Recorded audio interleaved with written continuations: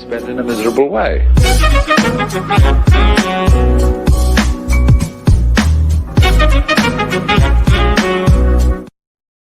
U.S. News: Trump signals wall or nothing approach to shut down negotiations politics.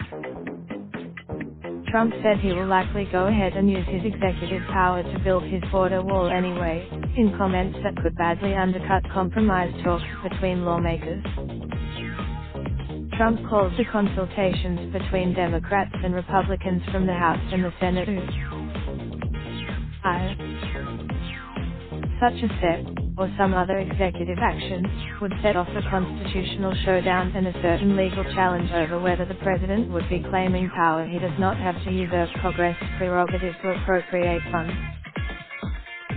Trump's warning came amid few signs of progress from the Capitol Hill talks and after he lashed out at House Speaker Nancy Pelosi, accusing her of playing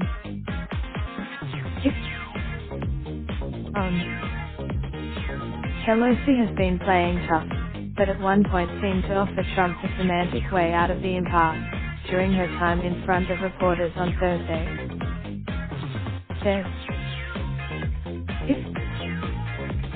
Flexibility with language and creative drafting of legislation is a time-honored way to ease congressional disputes in a way that gives both sides a credible argument that they got a win.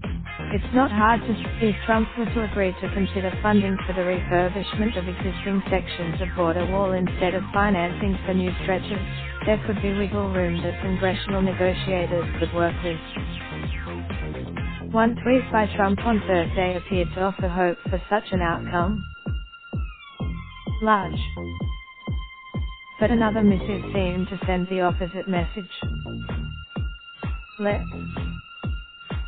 Trump's interview with The Times appeared to drive another nail into optimism that a creative linguistic way could be charted out of the confrontation. Keeping the base happy. The evidence of the shutdown, which ended when Trump folded his cards a week ago, suggests that building a wall would be a political loser for the president. Polls show that a majority of Americans oppose the wall, and that most people were also against the shutdown engineered in order to try to force Democrats to finance it. And Trump's but as always, the president is more concerned with shoring up his political base than the wider electorate. The power of the wall as an image to Trump's supporters may be one reason why the president keeps saying as he did on Thursday that he is already building, though there is no evidence that is the case. But Trump cannot take the chance of embarking on his 2020 re-election campaign without fulfilling his promises on immigration to his most devoted core supporters.